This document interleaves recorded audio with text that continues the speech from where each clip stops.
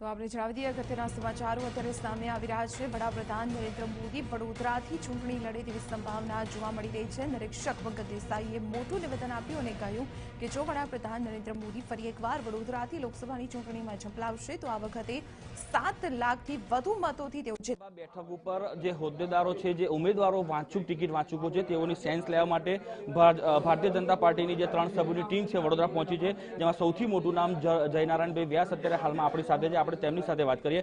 Sir, આપ બરોડા આવ્યા છો, જે વાંચુક ટિકિટ વાંચુકો છે તેમને સાંભળશો, કયા પ્રકારની આખી પ્રોસેસ છે, કયા કયા મુદ્દા એમાં આવરી લેવામાં આવશે? જો તમે મારા કામને તમારી વાતમાં જ વણી લીધું। મારું કામ આ બેઠકની શક્યતાઓ, એની સામેના પડકારો અને જે સંભવિત ઉમેદવારો તરીકે પોતાની જાતને મૂકવા માંગે છે એમની માત્ર વિગતો અને એમના બળાબળને ચકાસવાનું છે। સર, વાત એવી પણ છે કે પીએમ મોદી ફરી એક વખત વડોદરાની બેઠક પરથી લડે તેવી શક્યતા છે, તો આપ શું માની રહ્યા છો? એટલી શક્યતા કેટલી છે? જો કોઈ અનુમાન આધારિત બાબતનો જવાબ ના હોઈ શકે, એ નિર્ણય પાર્લામેન્ટરી બોર્ડે લેવાનો છે અને નિર્ણય લે ત્યારે જ ખબર પડે। અત્યારે કોઈ પણ વસ્તુ કહેવી મને લાગે છે કે વધુ પડતું છે। 2014ની લોકસભા બેઠકમાં 5,70,128 મતોથી પીએમ મોદી જીત્યા હતા। આ વખતની ચૂંટણીમાં શું લાગી રહ્યું છે કે વડોદરાના કોઈ સ્થાનિક નેતાને ટિકિટ મળે અથવા તો કોઈ આયાતી ઉમેદવાર પણ આવી શકે છે? જો શક્યતાઓ જ્યારે પણ ચકાસતા હો ત્યારે કોઈ પણ ઉભરી શકે। તમારું અનુમાન છે સાચું હોય ન પણ હોઈ શકે। આખરી નિર્ણય આ બાબતનો એ પાર્લામેન્ટરી બોર્ડે લેવાનો છે। એ નિર્ણયની પ્રક્રિયા શરૂ થાય છે ત્યારે પ્રક્રિયાની શરૂઆતમાં જ કોઈ પણ પ્રકારના અનુમાનો કરીએ આપણે તો મને લાગે છે વધુ પડતો છે। છેલ્લો સવાલ, શું આ વખતની લોકસભાની ચૂંટણીમાં લાગી રહ્યું છે ભારતીય જનતા પાર્ટી માટે અનેક પડકારો છે?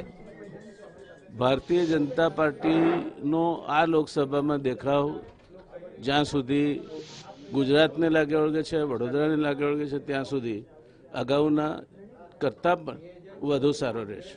જ્યારે મોદી લહેર હતી ત્યારે જે પ્રકારે બહુમતી મળી હતી, આ વખતે મોદી લહેર નથી, પરંતુ એની સામે અનેક મુદ્દા એવા છે કે જેનો સામનો ભારતીય જનતા પાર્ટીએ કરવો પડશે। કોઈ પણ ચૂંટણીની પ્રક્રિયા છે એમાં તરફેણમાં અને વિરુદ્ધ મુદ્દા હોવાના જ। એટલે આ વખતે એક મુદ્દાઓ છે, ગઈ વખતે બીજા મુદ્દાઓ હતા।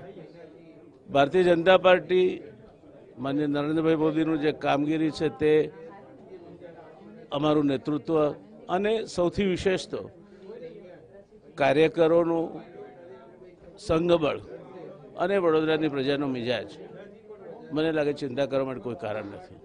બિલકુલ, આ હતા જયનારાયણભાઈ વ્યાસ, જેઓનું સ્પષ્ટ માનવું છે કે જે ભારતીય જનતા પાર્ટી માટે આ વખતે કોઈ પણ પ્રકારની ચિંતાનો વિષય નથી। કેમેરામેન નિકી સોની સાથે અમિત, વડોદરા।